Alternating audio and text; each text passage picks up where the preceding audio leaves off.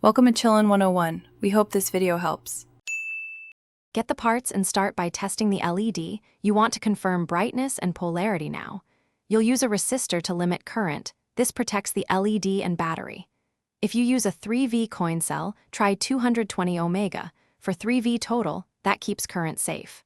Once done, briefly power the LED to note which lead is plus and which is. Make sure to work on a non-conductive surface and keep the battery disconnected, except for your quick test. Now you'll make durable connections. Solder the resistor to the LED anode, then attach the switch on that same positive path. Why solder? Solid joints reduce voltage loss and intermittent flicker. Once soldered, slip heat shrink tubing over each exposed lead or wrap with electrical tape to prevent shorts. Mount the LED and battery on a small base so wires aren't stressed. Make sure the LED faces outward from the diffuser. This improves light spread and keeps heat away from the battery.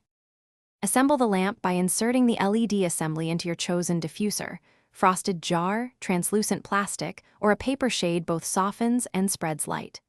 Position the battery and switch so you can access them, then secure everything with hot glue or tape to prevent shifting.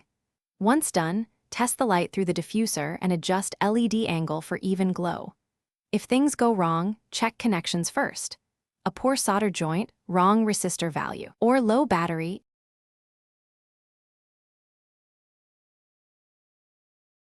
Thanks for watching. Consider subscribing if we helped you.